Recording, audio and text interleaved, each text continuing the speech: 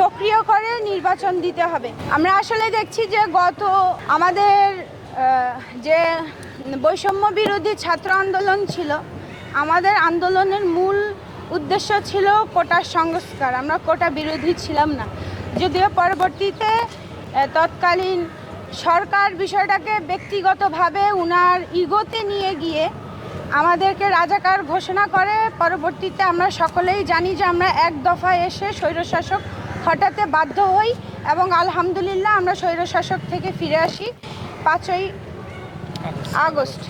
পরবর্তী আমরা দেখি যে 17 তারিখে, জুলাইয়ের 17 তারিখে আমরা আমাদের সকল হল থেকে ছাত্রলীগ নামক এবং ছাত্র দল সহ বাকি যে সকল ছাত্র সংগঠন রাজনীতির সাথে যুক্ত ছিল এদেরকে আমাদের হলগুলো থেকে বয়কট করে দেয়, আমাদের ডিপার্টমেন্ট থেকে বয়কট করে দেয়, যারা আমাদের উপর মানে অতর্কিতভাবে আমাদের উপর হামলা করেছিল। পরবর্তীতে আমরা 29 আগস্ট আমাদের ভিসি স্যারের কাছে একটা স্মারকলিপি দেই, যেখানে আমরা আমাদের দাবিগুলো উল্লেখ করি এবং স্যার আমাদের সাথে একাত্মতা প্রকাশ করে যে যদি 90% শিক্ষার্থী, সাধারণ শিক্ষার্থী রাজনীতির সাথে, দলীয় রাজনীতির সাথে যুক্ত থাকতে না চায়, তাহলে 10% শিক্ষার্থীর যেই দল করার প্রেরণা সেটা আমাদের উপর চাপিয়ে দেওয়া হবে না।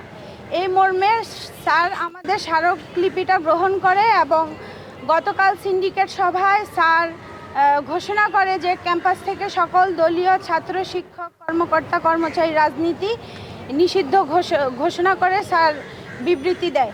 তা আমরা স্যারের এই সাহসিকতার প্রশংসা করছি আর আমরা চাচ্ছি স্যার অতি দ্রুত প্রজ্ঞাপন জারি করে এটাকে একটি আইনে রূপ দিক, যেন ভবিষ্যতে আর কোনো ছাত্র রাজনীতির সাথে যুক্ত সংগঠন সাধারণ শিক্ষার্থীদের উপর শাসক হিসেবে আমাদেরকে শোষণ না করতে পারে আর আমাদেরকে দাস না বানাতে পারে। আর আমরা চাই যে আমাদের ডাকসুকে অতি সত্বর সচল করুক এবং ডাকসুতে কোনো ধরনের কোনো দলীয় প্যানেলে যেন নির্বাচন না দেওয়া হয়। স্বতন্ত্রতে যেই কোনো শিক্ষার্থীদেরকে দাঁড়ানোর সুযোগ দেওয়া হবে।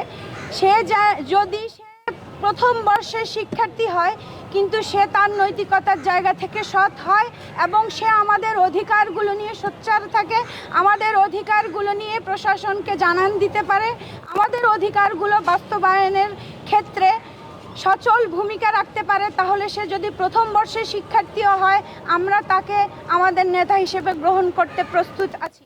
আর যে কোনো বর্ষের শিক্ষার্থী হোক, আমরা তাদেরকে ডাকসুর মাধ্যমে রাজনীতির যে সুষ্ঠু চর্চা তা অব্যাহত রাখার জন্য আমরা ডাকসুর মাধ্যমে এভাবেই নেতা নির্বাচন করব এবং নেতৃত্বকে আমরা সামনে এগিয়ে নিয়ে যেতে সাহায্য করব ইনশাআল্লাহ।